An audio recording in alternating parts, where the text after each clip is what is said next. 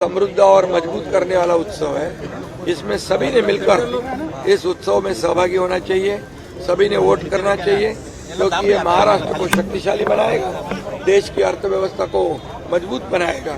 इसलिए आज का दिन बहुत ही महत्वपूर्ण है। ये मतदान सभी लोग करें और हमारी लोकशाही समृद्ध करें, प्रगल्भ करें, मजबूत करें। और पिछले 5 साल का कारोबार लोगों ने देखा है।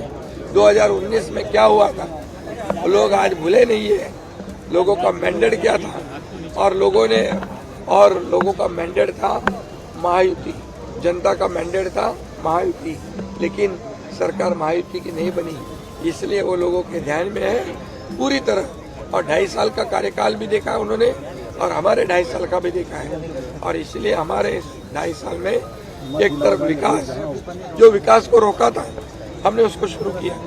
जो कल्याणकारी योजना है जैसे लाडली बहन, लाडला भाई, लाडला किसान, कई योजनाएं मैं अभी सब में खुलकर बताना नहीं चाहता, लेकिन विकास और कल्याणकारी योजनाएं जो शुरू की है इसका प्रतिबिंब जो है इस चुनाव में दिखेगा।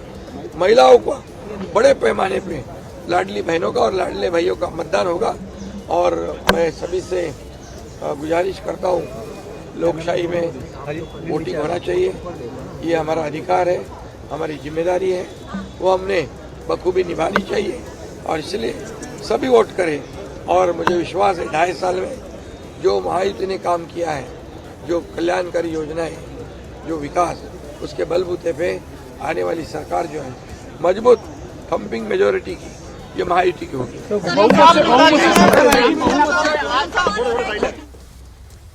तो महाराष्ट्र के मुख्यमंत्री एकनाथ शिंदे को आपने सुना। आपको बता दें, महाराष्ट्र में 288 सीटों के लिए वोट डाले जा रहे हैं। तो दूसरी तरफ झारखंड विधानसभा चुनाव के आखिरी और दूसरे फेज में भी 12 जिलों की 38 सीटों पर वोटिंग चल रही है। देखिए, इस मतदान के बीच बीजेपी सांसद निशिकांत दुबे ने झारखंड मुक्ति मोर्चा पर एक बहुत बड़ा आरोप लगा दिया है।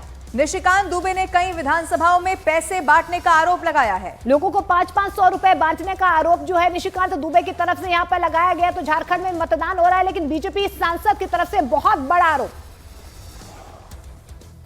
निशिकांत जी, क्या माहौल है? आज दूसरे चरण का मतदान शुरू हो चुका है। भारतीय जनता पार्टी अपने दम पर पूर्ण बहुमत की सरकार बना रही है। एनडीए के जो सहयोगी दल हैं वो उसमें केवल सहयोग भर करेंगे। हम 2/3 बहुमत से झारखंड में सरकार बनाएंगे। एक हमेशा यहाँ पर सवाल आप लोग उठाते रहे, वो है घुसपैठियों को लेकर। क्या घुसपैठियों का मुद्दा उतना बड़ा है झारखंड में? घुसपैठियों का मुद्दा सबसे बड़ा है, भ्रष्टाचार सबसे बड़ा मुद्दा है। और कल रात में जो नंगा नाच किया है इंडी गठबंधन के उम्मीदवार ने, आप उसकी कल्पना नहीं कर सकते। मैंने समय समय पर वीडियो डाले हैं हमारे सोशल मीडिया अकाउंट पे, आप देखिए। पैसे का जितना बड़ा लूट और छूट इन्होंने किया सारे प्रशासन ने मिलकर, मैंने अपने जीवन में ऐसा नहीं देखा। प्रत्येक घर में प्रत्येक वोटर को 500-500 रुपये पहुँचाए गए और ग्रामीणों ने उसको खदेड़ा। यही हाल महागामा का हुआ, गोड्डा का हुआ, पोड़ैयाहाट का हुआ। जरमुंडी में तो जो उम्मीदवार हैं हमारे भारतीय जनता पार्टी के, उनके दामाद को जो है पीटा लोगों ने, क्योंकि उसने बूथ बचाने की कोशिश की।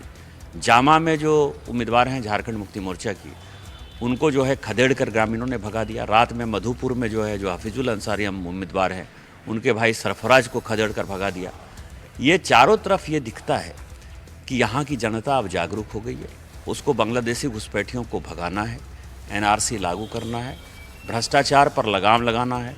और ये जितने अपराधी, आर्थिक अपराधी खुलेआम घूम रहे हैं, उनको जेल भेजना है। ये मैंने कल देखा और मैं आपको ये दावे के साथ कह सकता हूँ कि ये बड़ा मुद्दा जो भारतीय जनता पार्टी ने जनता के सामने पहुँचाया, वो मुद्दा बना है। तो ये थे निशिकांत दुबे, जो सीधे तौर पर यह आरोप लगा रहे हैं कि बांग्लादेशी घुसपैठ बहुत बड़ा मुद्दा है, जिसको लेकर चुनाव में भी गए थे और ये मुद्दा आज भी है और कल भी रहेगा। कैमरामैन सोनी के साथ चंद्रमोहन कुमार।